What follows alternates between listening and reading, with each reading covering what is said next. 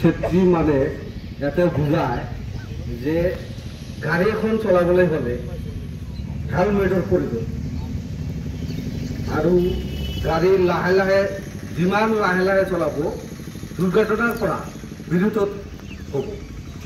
গাড়ী যিমান লাহে লাহে চলাব সিমানেই দুৰ্ঘটনা কম হ'ব। আৰু স্পীডত যেতিয়া বেছি কৰি যাব দ্ৰুত গতিত গ'লে মস্তিষ্ক হেৰাই যায়, সিহঁতে এক্সিডেণ্টত বা দুৰ্ঘটনাত পতিত হ'ব। মুঠতে ঘটনা এইটোই হ'ল যে আমাৰ বিয়াশীপাৰাৰ যিটো ট্ৰাফিক আইচি মল্লিক ছাৰত তথ্যবজাৰত যিটো এতিয়া সজাগতা সভা এয়াৰনেছ অথচ এয়াৰনেছ মানে সজাগতা সভা, এইটো ৰাইজক বুজাবলৈ এটা সভা অনুষ্ঠিত কৰিছে আমাৰ আইচি ছাৰ যান বাহন নিৰূপক।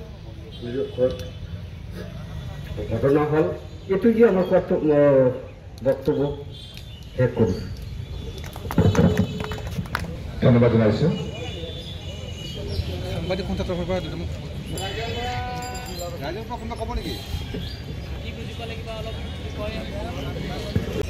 আৰু বিশেষকৈ মই ধন্যবাদ জনাওঁ আমাৰ আইচি ডাঙৰীয়াক, তেওঁ এই সভাটো মানে অনুষ্ঠিত কৰাৰ কাৰণে। লগতে আমাৰ এক্সাইজ ডিপাৰ্টমেণ্টৰ কৰ্মকৰ্তাসকলক ধন্যবাদ জনাম, তেওঁলোকৰ বহুমূলীয়া সময়টো দি কিনে আমাৰ ইয়াত সভাত পৰিচালনা কৰাত সহায় কৰিলে। আৰু লগতে মই মানে জাষ্ট মানে কেইটামান কথা কওঁ। ক'বলগীয়া মানে কি হ'ল, যিটো প্ৰগ্ৰেম এইটো আমাৰ জাষ্ট ইয়াতে নহয়, মানে অসমতে নহয়, গোটেই ভাৰতবৰ্ষত চলি আছে। বিশেষকৈ ডিচেম্বৰৰ পৰা মানে ফেব্ৰুৱাৰী মাহলৈকে এইটো চলে। আৰু কাৰণটো হ'ল এটাই যে এইটো সময়ত মানে আমাৰ মানে ফগ যিটো থাকে মানে ঘন কুঁৱলী থাকে।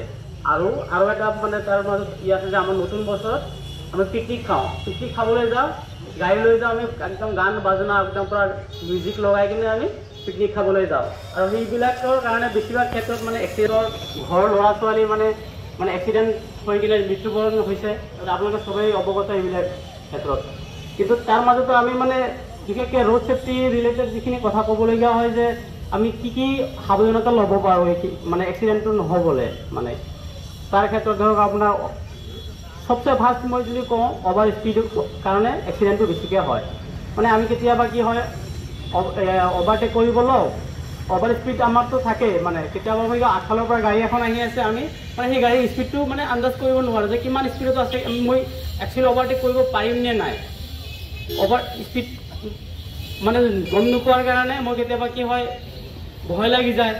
মই নিজৰ এক্সপিৰিয়েঞ্চৰ কথা কৈ আছোঁ। মানে এইটো যে ভয় লাগি যায়, সেইখন গাড়ী মই মাৰি দিওঁ, মানে মই শ্ল' কৰি দিওঁ। ইপিনে যোনটো গাড়ী আছে লেফ্ট ছাইডৰ যোনটো গাড়ী অভাৰটেক কৰিম, সেই গাড়ীখনে মানে কি হয় আপোনাৰ সিওতো নিজৰ স্পীড মতে গৈ থাকে, সি শ্ল' কৰি নিদিয়ে, যাৰ কাৰণে এই অভাৰটেক কৰিব লগা গাড়ীখনে মানে এক্সিডেণ্ট হৈ যায়। সেইখন গাড়ী মাৰিলে মানে সন্মুখী এক্সিডেণ্ট হৈ যায়। এতিয়া মানে বহুত ক্ষেত্ৰত দেখা গৈ আছে মৃত্যুবৰণ হৈ যায়, আমাৰ চিটাতে মৃত্যুবৰণ হৈ যায়।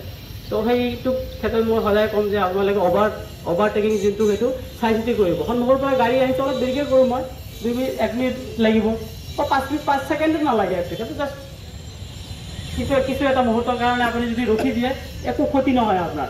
10 মিনিট 5 মিনিট লেটকৈ গ'লেও আপোনাৰ গন্তব্যস্থানত গ'লেও আপোনাৰ কোনো ক্ষতি নহয়, বৰঞ্চ আপোনাৰ মানে কিবা ঘৰৰ পৰিয়ালৰ ক্ষতি হোৱাৰ পৰা আপুনি বিৰত থাকিব। তাৰপিছত আৰু এটা কথা কৈছোঁ, বাইক চলোৱাৰ ক্ষেত্ৰত দেখা যায় যে সৰু ল'ৰা ছোৱালীবিলাকে 22 বছৰ নহওঁতে ইঞ্চুৰেঞ্চ ক্লেইম কৰোঁতে কেতিয়াবা MSCT ক্লেইম কৰোঁতে কেতিয়াবা ক্লেইম নাপায়। লগতে বাইক চলাওঁতে মই ইয়াতে দেখি আছোঁ, মই গুৱাহাটীৰ পৰা আহিছোঁ, গুৱাহাটীতো ডাবুল মানে পিলৰ যোনটো ৰাইডাৰ থাকে তেওঁ হেলমেট পিন্ধে, ইয়াততো বাৰু নিপিন্ধে দেখিছোঁ মই।